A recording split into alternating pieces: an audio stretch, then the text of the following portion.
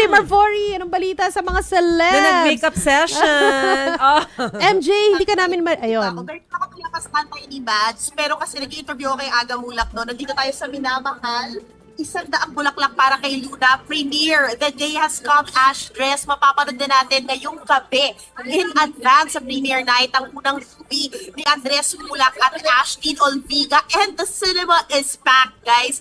Nakakatuwa kasi nakausap nga natin yung dalawa kanina, ang Ash Dress. Ang maluha-luha si Andres. Sobrang cute. A man wearing his heart on his sleeve. Talagang nakita natin how emotional he was and thankful he is sa blessings na to. Aga, Charlene, Atasha, and may kailangan ako i-rewind na video kung para makita ko sino yung kasama talaga ni Atasha, kung siya ba yun at i-confirm ko. Pero sabihin ko sa inyo, kung siya talaga yung nakita ko sa Sinners. Dahil nakita nyo naman, active dito sa cinema. At syempre, busy nag-Sinners itong si Kuya Jun, ang ating cameraman dito. Pero of course, alam no, we are celebrating Ash Dress tonight. Pero syempre, alam na naman natin, ang hot topic natin kahapon, nakibaka po mga artista na mga nasa taping, hindi nakatalo, etong mga kasamahan natin sa showbiz, Vice Ganda, ngayon got back with a powerful speech, diba, na may panawagan kay Pangulong Bongbong Marcos. At syempre, the Curtis Smith sisters were there, Catriona Gray was there, Isa Calzado, Donnie Pangilinan.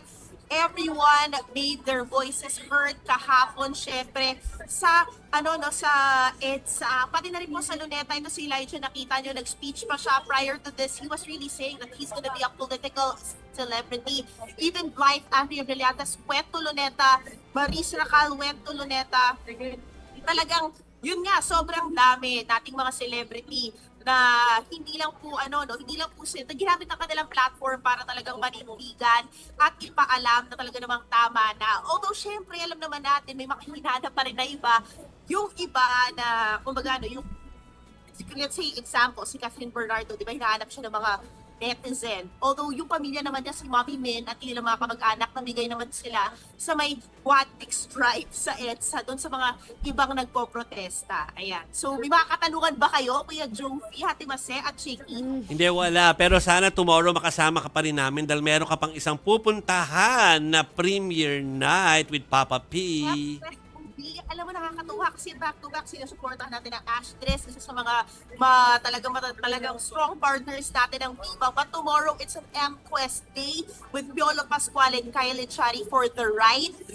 It's so nice to see local films showing on September 24. Basically, this is showing on September 24. The ride is showing on September 24.